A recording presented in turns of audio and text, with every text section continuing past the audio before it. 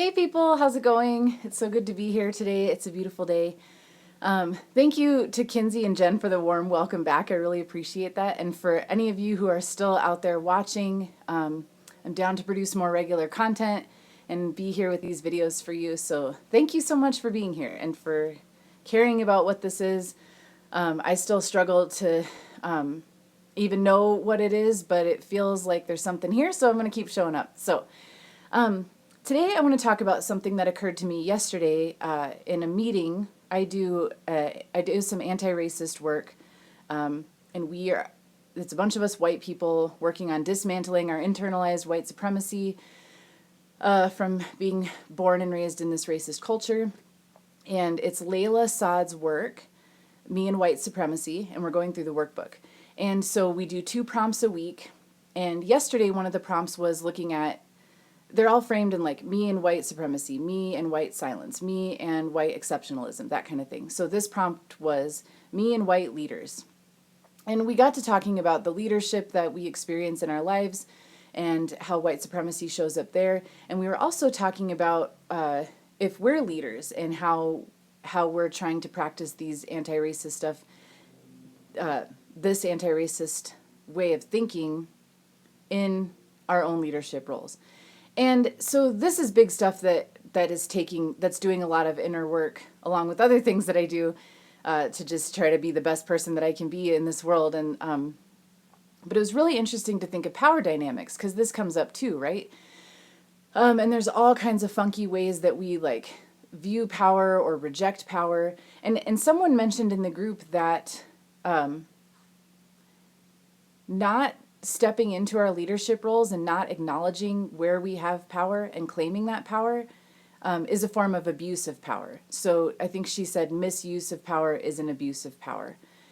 And that really struck me because I like to do a lot of work around money and abundance and dismantling those funky ideas and these ideas that we have that money is evil or rich people are bad or something like that. And I've had to do my own work there. And it really struck me that this idea of power is a similar thing.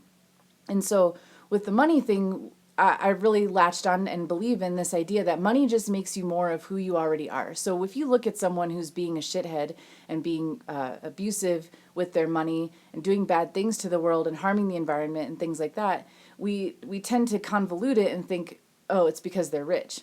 And it's not. It's because they were doing shitty things and they're confused and they're suffering and they have more money, and so they have more ways to like amplify that suffering, right? And they have ways to project that out into the world more. Money doesn't make a person bad, right? I think if you already have the seeds of like greed or corruption or whatever, if you just have tons of money, you just have more resources to kind of let that rip. And I think it's the same thing with power.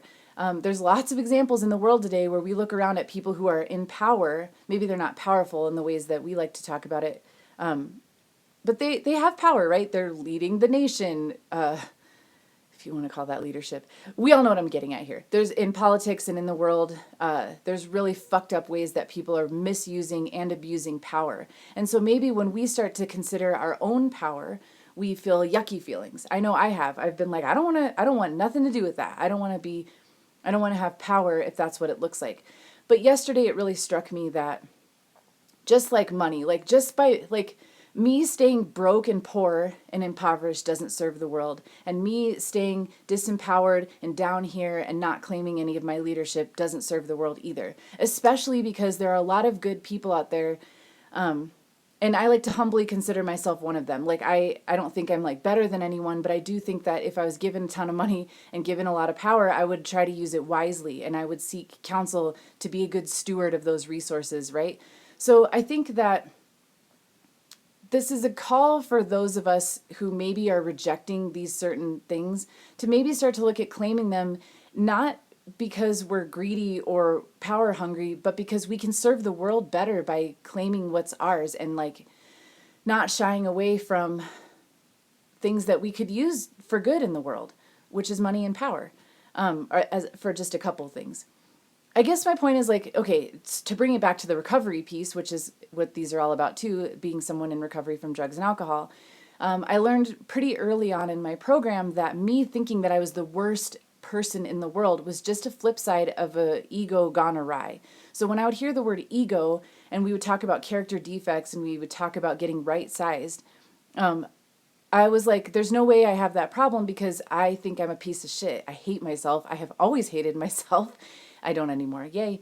But when I was getting started, I was like, I don't have an ego problem. I have the opposite of that. Well, guess what? That's just another side of that ego coin. And so it's still me thinking too much of myself, even though it's too little of myself. So this idea of becoming right-sized can apply to a lot of areas. And I think it's important to look at the idea of being right-sized is that I'm no greater than anyone, which I didn't think, but I also am no less than anyone. And that's important to like bring that back up. If I think I'm down here, then I need to bring that back up because it doesn't serve the world. It's still this self-serving, sick way of thinking where it's like, I'm worse than everyone. It's still like putting unnecessary attention on myself and all this.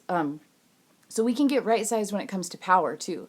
It's like, where do I need to step up? Where do I have opportunities to be a good leader? Where do I have opportunities where I am in maybe an up power dynamic that I can make that more equitable for folks? And where can I use that more responsibly? Where am I hiding from my own power? Where am I hiding from my own gifts and talents? And how can I start to let that shine in the world?